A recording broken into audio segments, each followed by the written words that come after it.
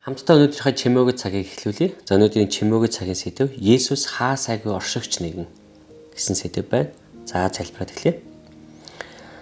Эзэн минь ээ, бид таны үгнээс суралцахаар ирлээ. Тэгээд өөрийнхөө үгээр бидэнтэй яриач. Таны үг биднийг үнэхээр өөрчлөх болтугай.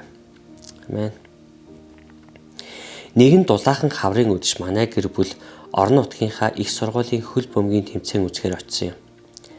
5 настай хүү маань очисон даруйда нэгэн бяцхан хүү өөртөөгөө тоглож байгааг анзаарсан. Тэр түүнийг танихгүй. Тэр хүү англиар ярьж чадахгүй, мөн манай хүүгээс олон талаар өөр байлаа. Гэхдээ эдгээр зүйл хүүг маань түүнд инээмсэглэл бэлэглэх, хамтдаа тоглохыг нь зогсоож чадаагүй. Тэд оройжин хамтдаа тоглож инээж өнгөрүүлээд төгсгөлд нь эцэж цуцсандаа бие биеэ налан өвсөн дээр сууж амарсан юм аа. Тэднийг тоглож байх хооронд нөхөр бид хоёр хүүгийн аав ээжээг олж уулзсан өөрсдийгөө танилцууллаа. Энэ нь бидний өөр улсаас ирсэн өөр соёл, өөр итгэл үнэмшилтэй гэр бүлтэй бий болгосон гайхалтай нөхөрлөлийн эхлэл болсон юм. Тэднийг бид гэртээ урих боломж олцсноор гүн гүнзгий нөлөөлөл бий болсон. Энэ нь бидэнд Бурхны хайрыг бодит байдал дээр болон ховчлон хуваалцах боломж болсон ба энэ харилцаа бидний гэр бүлд ач холбогдолтой харилцаа болон үргэлжилсэн юм а.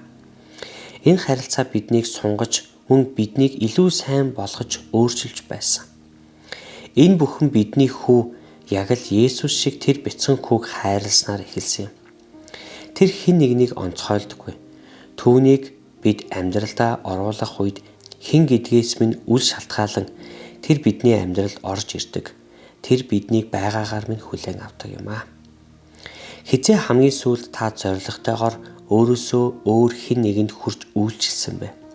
Хэрвээ удсан бол дараагийн боломжийг олж харахын тулд нүдийг тань нээж өгөхийг Бурханаас асуунгуйгаарай. Тэр танд харуулах үед нь хариулахад бэлэн байгаарай. Энэ нь таны амьдралыг өөрчилж магадгүй юм шүү. За Библийн ишлэл Ром 2:11. Учир нь ялгуурлах үзэл Бурханд байдаггүй гэж. Ром 15:7. Тиймээс мөн Бурхны алдрын төлөө Христ та нарыг хүлээн авсны адил бие биенээ хүлээж авах тун гэж байна. Филиппе 2:3-аас. Юугч аминж санаархал эсвэл ихэрхэг зангаар бүхий. Харин даруугаар бие биенээ өөрөөсөө дээр гэж үзэж, хүн бүр өөрийн ашиг сонирхлыг бус, харин бусдын ашиг сонирхлыг хар. Өөр хоорондоо Христ Есүс байсан тийм бодолтой бай. Хэдийгээр тэрээр Бурхны дүр байсан ч Бурхантай тэгш байхыг булаах гэсэнгүй. Харин өөрийгөө юу ч үгүй болгон боолын дүрийг авч хүнтэй адил болжээ.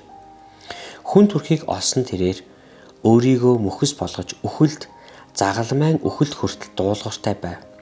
Тиймээс ч Бурхан үлэмжийн дээдээр түүнийг өргөмжилсөн бөгөөд алив нэрээс дээд нэрийг түүнд сойрхов.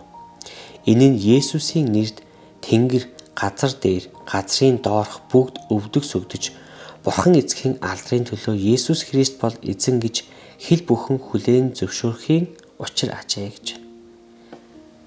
Тэрэ түүний үгийн дагуу амьдрцгаая. Бурхан имийг